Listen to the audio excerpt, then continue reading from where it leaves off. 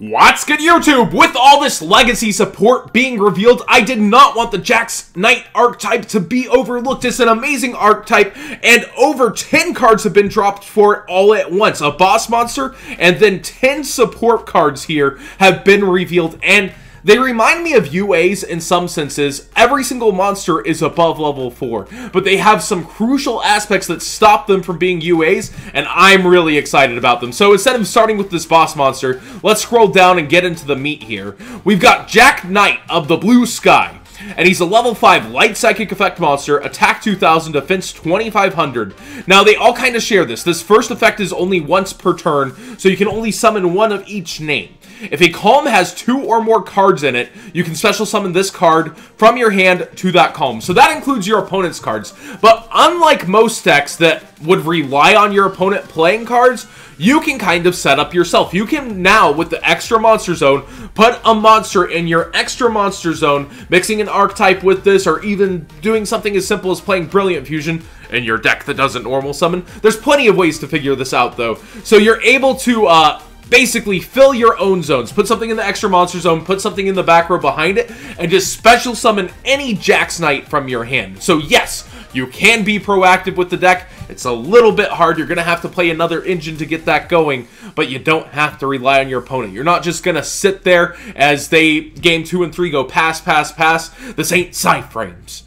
Second effect, if this card is normal or special summoned from the hand, so tribute summoned as well, I suppose, you can add from your deck to your hand Mekk-Knight cards with different names except Mekk-Knight of the Sky of Blue Sky equal to the number of your opponent's cards in the same column as this card. So basically, if your opponent has a monster with no back row behind it in that column, or bonus, if they have a back row, it's not going to trigger to your summon, or it's a floodgate that doesn't stop this, you're going to get to search 2 cards, or a card. It's kind of a Stratos of the deck that starts at 2000 and summons itself as a level 5 light.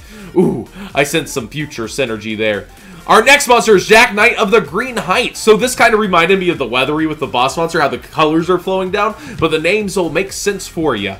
Level 6, light psychic effect monster. So they all seem to be light psychics. Attack 2100, defense 1600.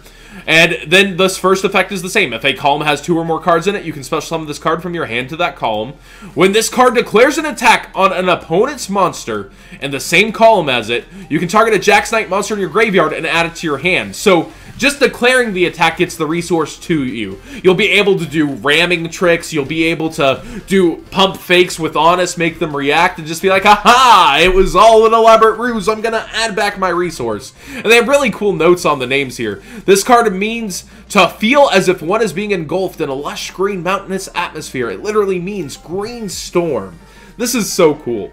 Another level 6 light psychic effect monster, Mekk-Knight of the Flickering Flame. Attack 800, defense 3000. He's got a big booty, though. This card's name can only be special summoned by its first effect once per turn. Same summoning clause. 2 or more cards in the same column. That can be yours or your opponent's. If a opponent's card that is in the same column as this card leaves the field or is destroyed by battle, you can special summon a Mekk-Knight monster from your hand. Ooh, don't you just love that? It's not going to be summoned by its own effect, giving you overlay tricks with the rest, because then you can set up tricks to summon your other ones. It's basically letting you resource out, but it does not have much attack. That's kind of the sad part, and you have to set it up in a column of your opponents. Think fire lights for this guy. Then we've got a Mekk-Knight of Yellow Bloom, light level 7 psychic effect monster. So we're leveling up through the whole archetype. It seems like Transmodify might be something for the deck. Attack 2200, defense 2800. And if you Transmodify, you get it out of that zone. You bring another monster into the zone. Ooh, downbeat might be a thing too. Go down from your 7 into your 6s into your 5s. So both cards kind of working with this deck. This card's name can only be special summoned by the first effect once per turn. Same summoning clause. Banish a Mekk-Knight monster from your graveyard, then target a spell or trap card in the same column as this card. Destroy it. So you gotta resource the graveyard in order to use this effect. It's more of an extender / punisher than a starter card, but definitely cool. And like I said, you could actually just downbeat into whichever 6 you prefer, is what's really cool. Then we've got oh, we got a note here. Oka's apparently a yellow-white grape. Okay. We've got Jack Knight of the Crimson Lotus. Level 7 Light Psychic as well. Attack 2300, defense 2600. This card's name can only be special summoned by its first effect once per turn. Same summoning clause. You can banish one Jack Knight monster from your graveyard. Then target one face-up monster in the same column as this card. Destroy that monster. So again, resourcing the graveyard, more of an extender, but if you transmodify, you already have one down in there. And you're able to just clear a card out of its column. And then we go to the level 8s. Jack Knight of the Purple Dusk. Light level 8 Psychic. 2500, 2000. This card's name can only be special summoned by its first effect once per turn. And second effect is a hard once per turn as well. If a column has 2 or more cards, same summoning condition. Quick effect. You can target a Jack Knight monster you control. Banish that monster until your next standby phase, so it doesn't restrict itself. Then add a Jack Knight monster from your deck to your hand, except for Jack Knight of Purple Dusk. So you get to basically tag out, reinforce, and bring this back to the field. And I guess it can pop into any zone after that, just like Omega. Then we've got Scars Caused by the World Legacy field spell card. First effect, Jack Knight's monster gain 300 attack and defense, because why not? Once per turn, you can discard a Jack Knight monster or World Legacy card. Draw a card. That's interesting. It works with the World Legacy cards as well. You can banish 6 different Jack Knight monsters from your graveyard and or face up on your side of the field. Send all cards in your opponent's hand and in their extra deck to the graveyard. So perhaps this deck's meant to mix with the World Legacy. Then we got Keys to the World Legacy, continuous spell card. When this card is activated, you can target one of your banished Jack Knight monster or World Legacy cards. Add that card to your hand. If you control a Jack Knight monster, the activated effects of your opponent's trap cards in the same column as that monster are negated. So you're kind of like wanting to summon your cards straight across from their traps as is already, and then traps activated in the same columns, continuous as well. So I think that works even on counter traps. And then we've got Whispers of the World Legacy. When this card is activated, you can target one level 6 or higher monster in the field, so many of your Jack Knights. That monster gains 1000 attack and defense until the end of the turn. If you control Jack Knight monster, the activated effects of your opponent's spell in the same columns as that monster are negated. So basically, if you can flood the field enough, you're in there, like swimwear. And then we've got the True Depths sleeping inside the World Legacy continuous trap again. When this card is activated, you can target one level 5 or higher monster in your graveyard. Special summon that monster. When this card leaves the field, destroy that monster. So it's a Call of the Haunted in a sense, but it's also generic, surprisingly. Then add the bonus effect. If you control Jack Knight monster, the activated effect of monsters your opponent controls in the same column as that monster negated. So we've got like a superior special summoning deck with stun abilities. So you can rush the field. You've got all sorts of different levels for downbeat and transmodify. Let's get into the boss monster, because I really like this boss monster.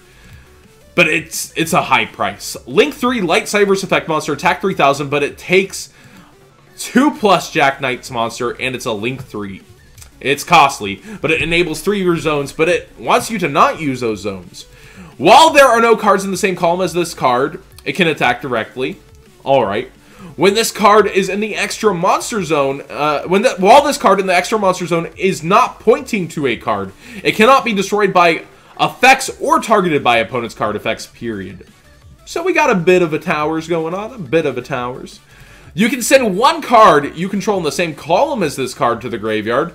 Special summon a Jack Knight card from your deck in face-up defense position. So really, I think this is the best column-based archetype that we've seen. The first one that we've really gotten that seems to just slam the field. It doesn't rely solely on itself, though. You're able to get extensions out of the opponent, but you're able to play turn 1 without your opponent having done anything, is what I really like. Let me see if I can get some of this art to pop up for you guys. There's a few of them. We can do video editing done real cheap and quick by John Moore. Let's get these top 4 for you guys. These are really cool cards. I really like the art. They've got this kind of rainbow effect going on. And I just think they're awesome. Let's get the next 4 for you guys here too. What do you guys think about these cards and how the column-based aspect works with them? It's got continuous traps and spells that help you deal with anything your opponent could be throwing at you. It's got all sorts of answers, I feel, and the name is cool, the lore is cool. It works with another deck as is that could be its extension plays, I really like it. But what do you guys think? Is this going to mix with, like, the World Chalice and become one of the best decks? How is it going to mix into our meta? How's it going to mix in the Japanese metagame? They're all beefy. It doesn't suffer from UA syndrome. And I'm really excited. Thanks for watching. Give this a thumbs up. We'll be going over other archetypes later today. I'm going to go out to lunch with my brother. We're going to hang out. And I will hit the other one in this article. But it's linked down below if you want to read it yourself.